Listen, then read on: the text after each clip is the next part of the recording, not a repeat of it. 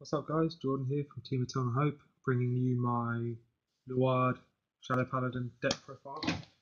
The way I built this deck is a little bit different to other people's builds. I've built this deck solely revolved around ritual and getting ritual as quickly as possible before you first stride.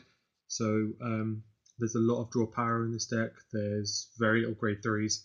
In fact, there's only 5. So without further ado, let's get straight into the deck profile. As you saw, starter is Drag Prince Root. He's the best starter for this deck solely for the main fact that he feels soul. What he does is he's counterblast 1. When he's retired by the cost or effect of one of your cards, you may pay the cost, move him to soul, and give a unit 5,000 power. The soul in this deck is very short.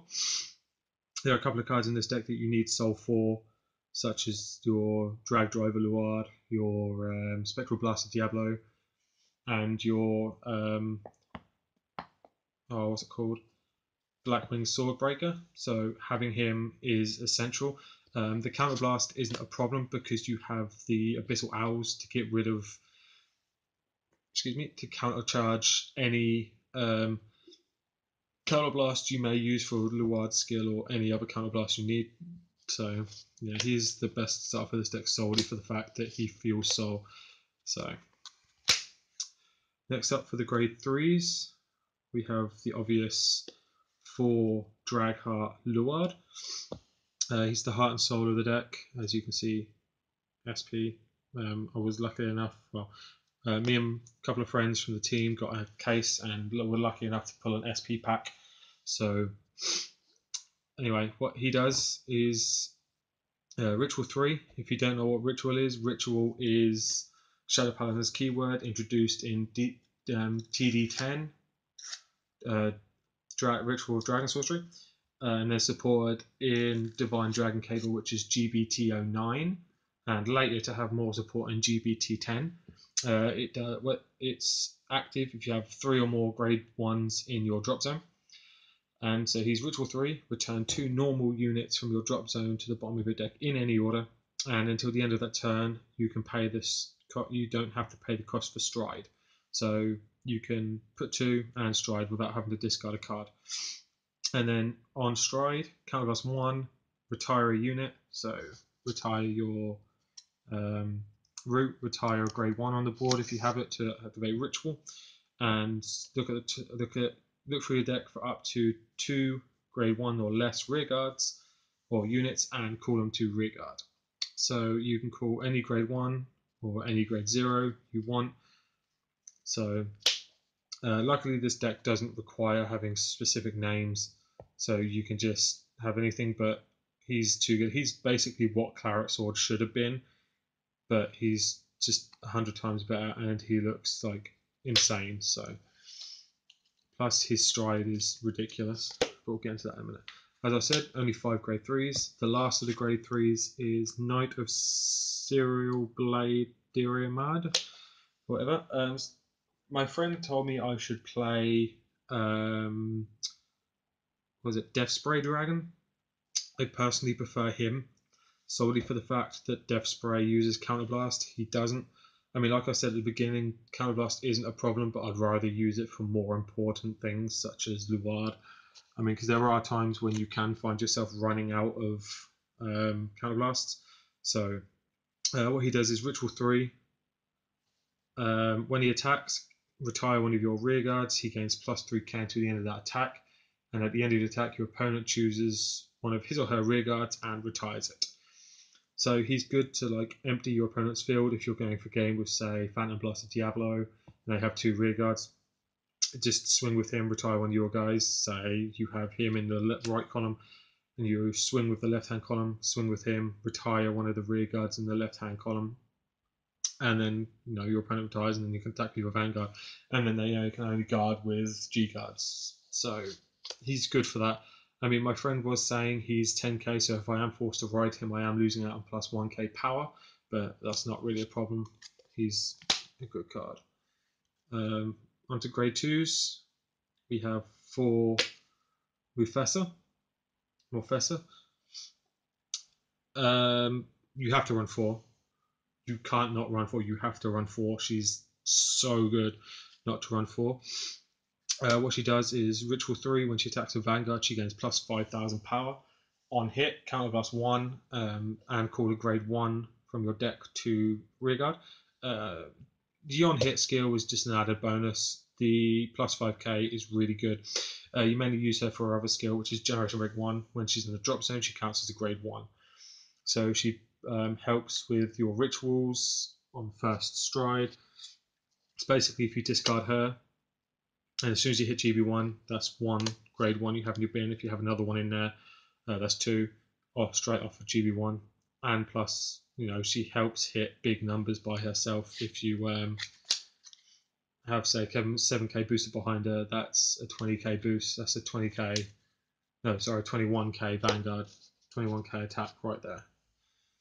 So next we have 2 Drag Wizard Lifeful. You never use his first skill, which is Ritual 3. No, sorry, Generation Break 1, Soul Blast 1. Retire the unit in the same column as him and draw a card. You never ever use that. You use him for his Ritual 3 skill, which is on the attack of a Vanguard. So when it attacks Vanguard, he gains 2k. So it's an 11k attacker. So that's the only reason you use him. I mean, if you have the soul and you need the extra draw, I guess you could use it, but you never do. So 2 Owl Keepers. Like I said, this deck is revolved around getting you to Ritual as soon as possible for first stride. She's a really good card to do that. On place of rearguard, if you have equal to or more rearguards than your opponent, you discard a card and draw a card. The only problem with her is you discard first. If you drawed first then discarded, that would be even better, but then I guess that would make her a little bit too good, I guess. But yeah, she's, you know, discard grade 1s, discard anything you don't need to draw a card sort of thing. So she's good. I wouldn't run any more than 2 of her. She's fine as a 2 of. She comes from the trial deck. So next up we have 2 of this guy. Knight of Braun Grozny, I believe his name is. I love this card. He's really good. What he does, Generation Break 1. Each time a unit is placed on your rear guard that is lower grade than him, so grade 1 or 0, he gains plus 3k. You're calling 2 off Luard every time you stride. So every time you stride, he's a plus 6k boost. Call anything else from hand. He is an additional 3k. So he's what, 18 by himself? With the 7k behind him, you're hitting big numbers every time. You know, and the more you keep playing those lesser grades, the bigger and bigger he just gets every time. Unfortunately, I am missing Skullwitch Nemain, so I'm just playing Fierce Battle for now. I should have one coming soon. A friend of mine has one that he said he'd trade me. Skullwitch Nemain is amazing in this deck. She's from way back when. Counterblast 1, discard 1 card, draw 2 cards. So she works really well with the PG in this deck and stuff, but for now I'm just playing Fierce Battle. Fierce Battle is the clone of Knight of Fragment from Royal Paladin, but he says GB1, if he attacks and you have 1 or less rear guards in your back row, counterblast 1, he gains 2k on hit, countercharge 1 and soul charge 1. So he's good for this deck because, like I say, soul is in short supply, but excuse me, I'd rather have the Nemain in here solely for, I said, like I have the strategies going with the PG and whatnot. And speaking of the PG, we have 4 Drag Saver Israz, or however you pronounce that. This is, I mean, if you really want to, you could play Karma Collective, but I'd much rather play her. She's basic perfect card, discard a card, your Vanguard can't be hit, or I think it's any unit. With this unit, yeah, only Vanguard. But Ritual 3, when she's in the drop zone, select 2 of her, discard 1 of your rear guards, add 1 to your hand and 1 to the bottom of your deck. So the strategy is basically if you have 1 in your drop zone, you have 1 in your hand, play Skull Witch in the main, counterblast 1, discard her, draw 2 cards, use her skill, retire the main you just called, add her to hand, and put pulls to the bottom of your deck. So you're not losing out on anything from hand because you're just adding it back. You're only using out the main, which you're replacing with the +2 draws anyway, and you're adding another perfect card back to your drop zone or back to your deck, which you can use later on. So she also works with the Owl Keeper or whatever her name is. You play her, discard her, draw a card, retire the Owl, add her back to hand, add another one back to the deck. So, I mean, if you really feel Owl isn't going to be good enough to keep your counterblast or damage able for counterblast, you could play what is it? Could play Karma Collector, but I personally feel Drag Saber's just the better option. As I said, for Abyssal Owl, you have to run 4. You can't not. This card makes it so you can play the little grey 3 lineup. When it's placed on rearguard from hand, look at the top 7 cards of your deck for a unit with Luard in its card name. If you add a unit by this way, discard cards from your hand to equal grade 3, whether that be another grade 3, 3 grade 1s, a grade 2 and a grade 1, or 2 grade 2s, or whatever. You can discard anything as long as it adds to grade 3 or more. But his other skill is Ritual 3. When it's retired by the cost or effect of a Luard unit, so basically anything your Vanguard does, you can countercharge 1. Also, he counts towards his own ritual. So if you only have 2 units in the drop zone and you retire him, he counts towards his own ritual. So he will make it as if you have 3 in there, even though you have 2. So you can countercharge 1 anyway. So basically, you just call a lot of him and just keep countercharging. And if you need be, you can then add him back with Luard's skill to keep getting the countercharge stuff needed for strides and Luard's skill and anything else. For Drag Wizard Nice, Ritual 3. When it's placed on rearguard from deck, he gains plus 2,000 power. So it becomes an 9k booster. I believe it's 2k. Yeah, so it becomes a 9k booster, which is really nice. Helps you hit them extra big columns with, say, the Brosny, or whatever his name is. You know, he's hitting for 15k, that'd be 24k with him behind him, called from deck. And then he's Generation Break 1, Counterblast 1. At the end of the attack that this unit boosted, retire the unit in the same column as him and draw a card. So if you need the extra draw and you have the spare Counterblast, you can use him. And then say retire him for a stride or whatever like that. But he's good draw power. I highly recommend playing 4 just because he's a 9k booster on the turn you play him from deck and you're on Ritual 3. 2 stride fodder. Mainly because if you're the first to stride and you're sitting on Luard, or say ride Luard, you then can't use his Ritual 3 skill because it's at the beginning of the ride phase. So you can stride with this. You know, you have like I say, you only have 5 grade 3s in the deck, and one of which is on your Vanguard circle, so that only leaves you with 4. So it's nice just to have the option to have extra stride fodders in the deck. 2 of this Witch, Witch of Nostrum Arianrod. She's again from way back when. She's rest, drop, draw. So like I've said many times, this deck is solely for trying to get ritual for first stride, and she's good. If you're going first, you can ride her, rest, discard, and draw, and then obviously ride grade 2 next turn and whatnot, and then call another one rigger. You can rest her, drop, draw, retire her for, say, a stride skill if need be, like Carnival Dragon or something. So she's good either way. She's a very good card just to filter through your deck and fix your hand and whatnot. And then the 1 Sword Breaker. Only running the 1 Sword Breaker. As I said, Soul is in very short supply, but if you really do need more than 1, you can run 2, or you can just run the 1 and keep shuffling her back in with Luard skill if need be. Onto triggers. We have the 7. We have the 7 critical triggers. I am running a very like different card in my trigger lineup to what most people play. So yeah, 7 crit, and then 4 draw, Howl Owl. This deck does do a lot of drawing out, even outside of draw triggers, but the only reason you run Owl is because it's the Marble Clone, Shovel the Soul, give something 3k. And as I keep saying, I can't stress this enough, Soul is short supply in this deck.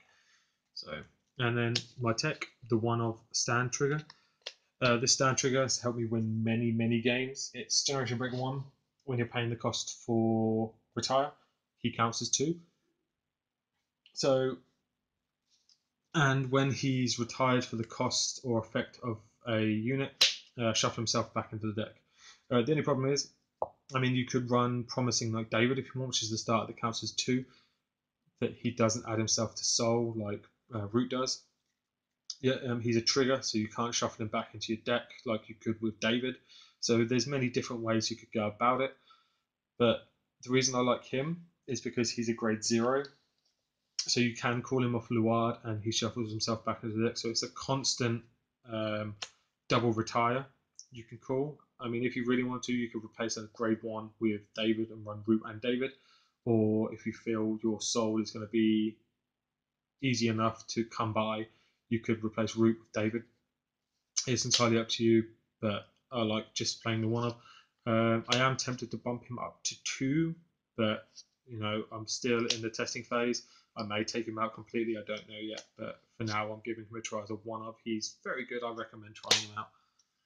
And then we have the 4 heal triggers and all 4 different ones, because you know, why not? Because there's no restriction on name in this deck or anything. So into the Stride deck now. 4 Drag Driver Luard, 2 of which are SP.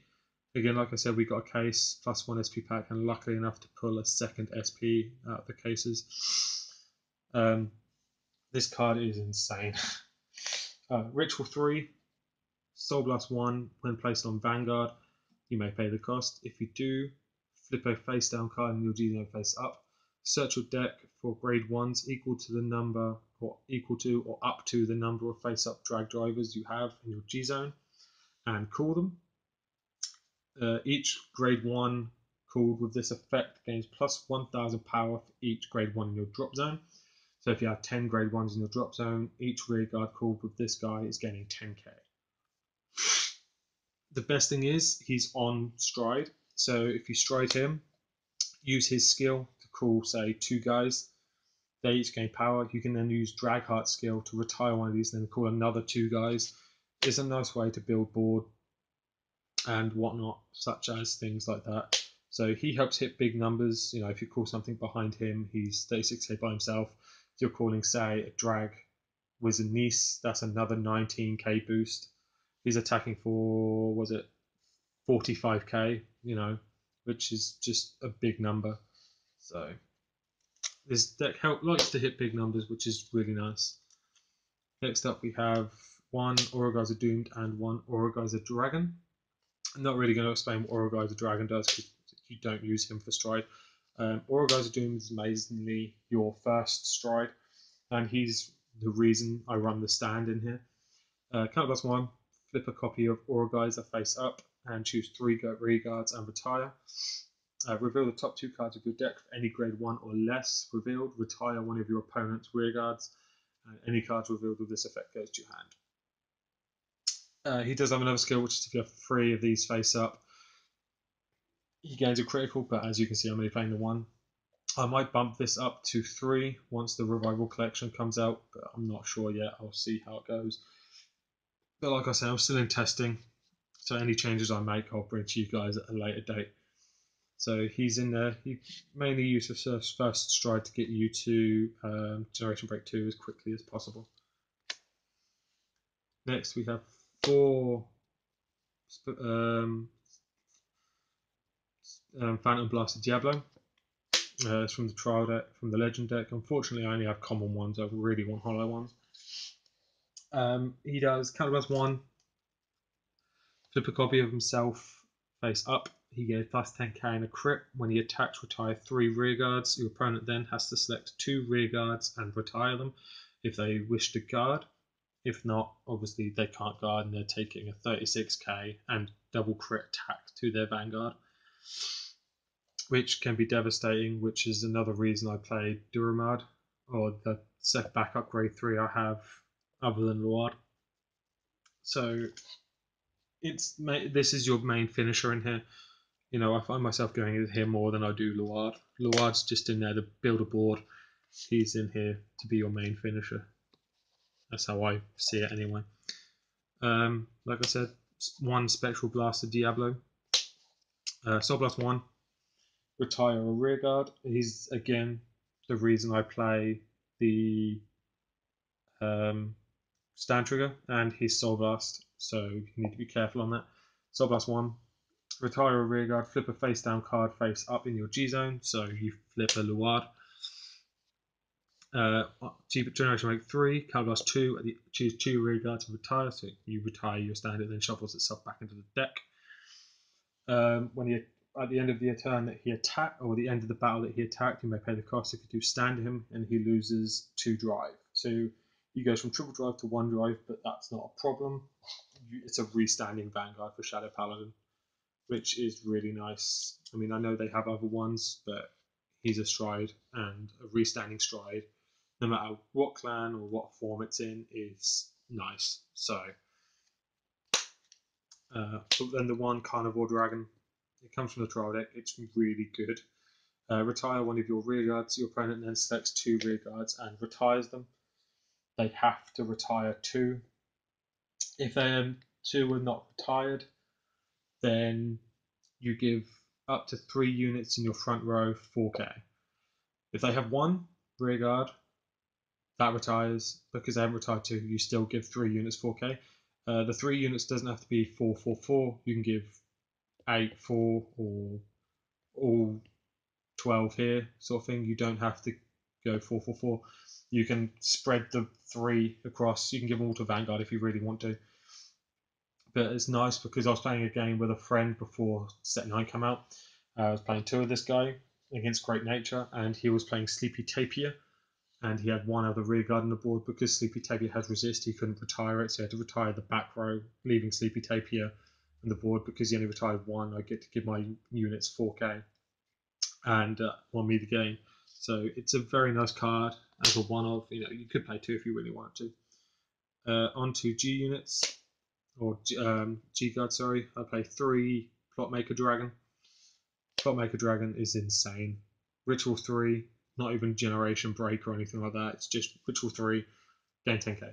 So here's a 25k shield. It's a screw you, but better, because you don't need to discard anything. You don't need, all you need is 3 grade 1s. So it's a very strong generation guard. And then lastly but not least, we have the 1 Dismal. Dismal's good. Dismal helps with Thavas and stuff like that. It helps with Vanquisher and whatnot. You know, it's good. It has resist also, so it can help you against those pesky Dimension Police decks you're probably going to be seeing soon because of the new support, which is just insane. So yeah, just, you know. So that's my Luard deck profile. Hope you guys enjoyed it. Like I say, if I make any changes, I'll bring them to you at a later date. But yeah, peace out, guys. Catch you later.